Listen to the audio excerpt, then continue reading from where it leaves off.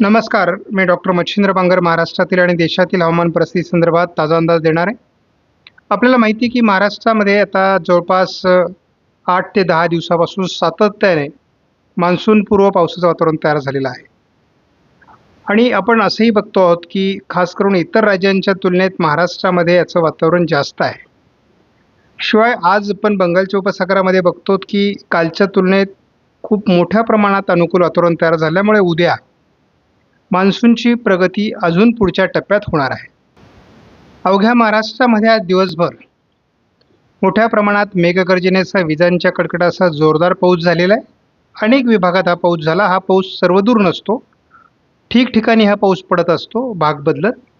त्यामुळे काही विभागात अजूनही पाऊस झालेला नाही, तर काही विभागात दररोज पाऊस होतोय अशी परिस्थिती आहे. आणि जेव्हा दररोज पाऊस होतोय तिथे मान्सूनच्या पावसाला वळण पडतं आणि मान्सूनच्या कालावधीमध्ये देखील अशा पूर्वी पाऊस झालेल्या ठिकाणी अधिक पाऊस होण्याची शक्यता असते. इतर ठिकाणीही पाऊस होईल, त्यामुळे ते ठिकाणच्या शेतकऱ्यांनी फार घाबरून जाण्याची गरज नाही. उन्हाळी पिकांचं बाजरी, भुईमूग, हळद असे काही पिकं जे उन्हाळी असतात यांचंही सध्या काढणी चालू आहे. काढणी थांबलेली आहे पावसामुळे.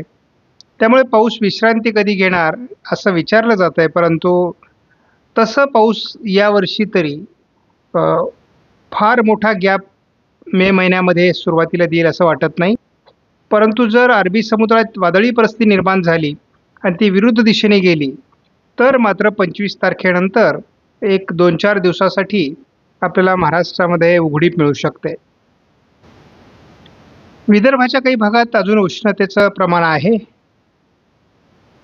पुढे काही दिवस ते राहील, परंतु आपण असं बघतो की 21 तारखेनंतर महाराष्ट्रामध्ये उष्णतामान संपणार आहे आणि पावसाला सुरुवात होणार आहे. 17 तारखेला उद्या महाराष्ट्रामध्ये खास करून मध्य महाराष्ट्र, पश्चिम महाराष्ट्रामध्ये, दक्षिण मराठवाड्यामध्ये पावसाचं प्रमाण अधिक राहण्याची शक्यता आहे. सध्या आपण बघतो या ठिकाणी एक चक्राकार स्थिती आहे.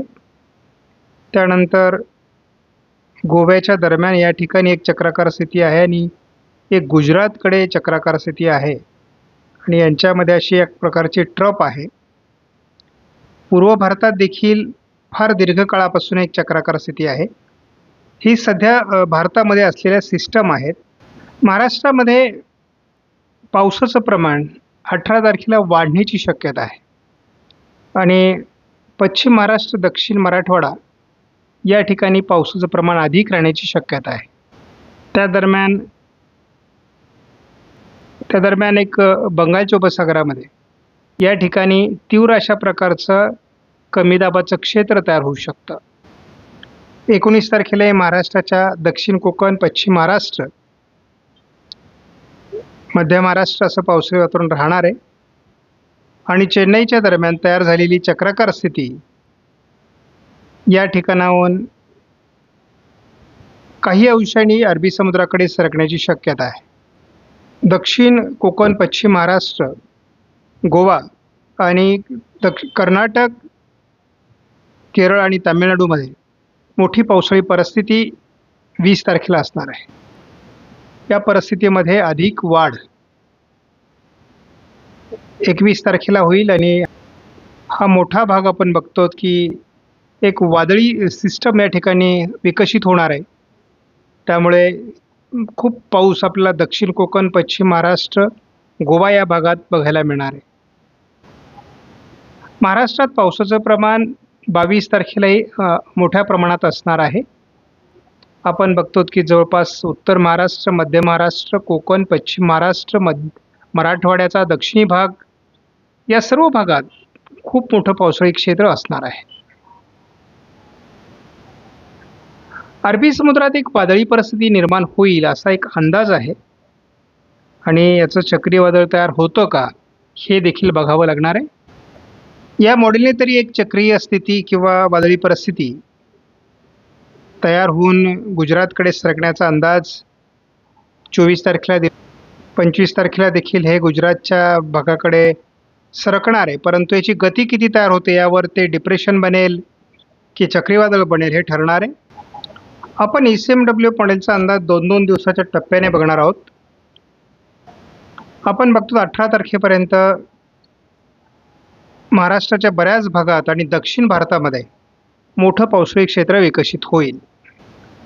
20 तारखेपर्यंत दक्षिण कोकण, पश्चिम महाराष्ट्र, मध्य महाराष्ट्र, मराठवाड्याच्या दक्षिणी भागात पावसाचा जोर असणार आहे.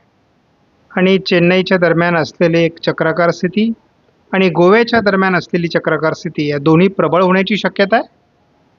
त्यामुळे दक्षिण भारतात मोठा पाऊस बघायला मिळेल.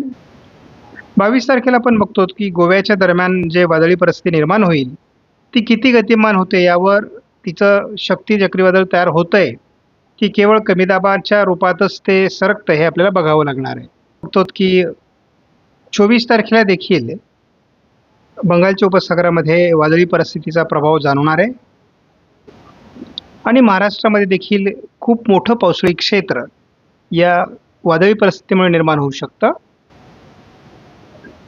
आपण 20 तारखेला बघतो दोन्ही समुद्रांमध्ये वादळी परिस्थिती असल्यामुळे आणि भारतात पावसाचा किंवा मान्सूनचा प्रभावही वाढत असल्यामुळे महाराष्ट्रामध्ये सर्वदूर पावसाची शक्यता वाढेल. 26 तारखेनंतर प्रत्येक दिवशी पावसाचं प्रमाण वाढत असल्यामुळे प्रत्येक दिवशी मान्सूनचा प्रभाव हा दोन्ही समुद्रात वाढत जाईल. 25 तारखेपर्यंत आपण जर एकूण अंदाज घेतला तर आपल्याला लक्षात येतं आहे की काहीतरी सिस्टम ही बंगालच्या उपसागरामध्ये आणि अरबी समुद्रामध्ये तयार होतील आणि त्यामुळे मान्सूनला गतिमान करण्यास ती मदत होईल. महाराष्ट्रामध्ये सर्वदूर पावसाची शक्यता यापुढे बऱ्याच दिवस आहे. हा अंदाज आपण जसा 25 ते 30 पुढे बघतो तेव्हा असं लक्षात येतं आहे की अरबी समुद्रात तयार होणारी सिस्टम ही विरुद्ध दिशेने ओमानच्या बाजूला सरकण्याची शक्यता आहे आणि त्याच वेळेस बंगालच्या उपसागरामध्ये देखील वेगवेगळ्या प्रकारच्या वादळी सिस्टम तयार होतील. पूर्व भारताकडे त्याचा प्रभाव राहील. महाराष्ट्रात देखील पावसाचं प्रमाण ते वाढवतील असं दिसतंय. उद्या दिवसभरात देखील महाराष्ट्राच्या बहुतांश जिल्ह्यात पावसाळी क्षेत्र मान्सूनपूर्व असणार आहे. मेघगर्जनेसह विजांच्या कडकडाटासह जोरदार पाऊस पडणार आहे. थोडा WDचा प्रभाव कमी झाल्यामुळे गारपिटीचा प्रभाव कमी होईल. 18 तारखेला देखील महाराष्ट्राच्या बहुतांश भागात पावसाळी वातावरण आहे. थोडं सोलापूर आणि लातूरच्या भागात जोरदार पावसाळी क्षेत्र 18 तारखेला उशिरा असेल. 19 तारखेला थोडं पावसाळी वातावरण कमी असेल. 20 तारखेला बहुतांश भागात मेघगर्जनेसह विजांच्या कडकडाटासह पाऊस आहे. नाशिक, छत्रपती संभाजीनगर, जालना, अहिल्यानगर, बीड, पुणे, सातारा, सांगली, कोल्हापूर, सोलापूर, दक्षिण कोकण या सर्व भागात पाऊस असणार आहे. रात्री उशिरा हे वातावरण मराठवाड्याकडे सरकेल. 21 तारखेपासून आपण एक धावता अंदाज घेणार आहोत. गोव्याजवळ जी सिस्टम तयार होणार आहे ती किती प्रभावी होते एवढं आपल्याला केवळ बघायचं आहे, कारण महाराष्ट्रामध्ये या सिस्टममुळे थोडं पावसाळी वातावरण दक्षिण कोकण, मुंबईपर्यंत आणि पश्चिम महाराष्ट्र, मध्य महाराष्ट्रापर्यंत त्याचा परिणाम होण्याची शक्यता आपण यापूर्वी दाखवलेली आहे. थोडा वाऱ्यांचा वेगही वाढताना आपण बघितलेला आहे, परंतु ज्या सुरुवातीला अशा सिस्टम तयार होतात त्या कधी कधी कमजोर देखील होतात, मार्गही बदलतात. त्यामुळे आपल्याला या सिस्टमवर सातत्याने अंदाज घ्यावा लागतो. अजून भारतीय हवामान खात्याकडून या सिस्टमची नोंद घेण्यात आलेली नाही आहे. साधारण 6 दिवसाच्या नंतर म्हणजे 6 दिवसाच्या दरम्यान जर ती सिस्टम असेल तरच भारतीय हवामान खात्याकडून नोंद घेतली जाते. त्यामुळे साधारणपणे 2-3 दिवसामध्ये हवामान खात्याकडून या सिस्टमचा देखील अंदाज घेतला जाईल. परंतु जर अरबी समुद्रात एखादी वादळी परिस्थिती निर्माण होऊन ती विरुद्ध दिशेला गेली तर महाराष्ट्रातील पावसाचं प्रमाण मात्र काही कालावधीसाठी कमी होण्याची शक्यता आहे.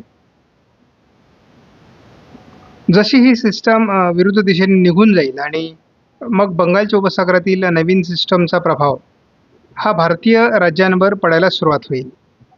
त्यामुळे नवीन सिस्टम किती प्रभावी बनते, कोणत्या ठिकाणी बनते, मग साधारणपणे बंगालच्या उपसागरात जेव्हा सिस्टम बनू लागतात तेव्हा विदर्भाच्या दिशेने पावसाळी प्रमाण वाढतं असा आपला आत्तापर्यंतचा अनुभव आहे. त्यामुळे या सिस्टम बनून कशा पद्धतीने पुढे सरकतायत यावर आपण बारकाईने लक्ष ठेवून आहोत. या दूरवरचा अंदाज असतो त्यामुळे यामध्ये सारखं बदल होत असतो. त्यामुळे आपण या अंदाजावर सध्या फार भर देणार नाहीत. आपणास व्हिडिओमधील माहिती महत्त्वपूर्ण वाटल्यास लाईक करा, शेअर करा चॅनलला सबस्क्राईब करा. धन्यवाद. जय हिंद, जय महाराष्ट्र, जय बळीराजा.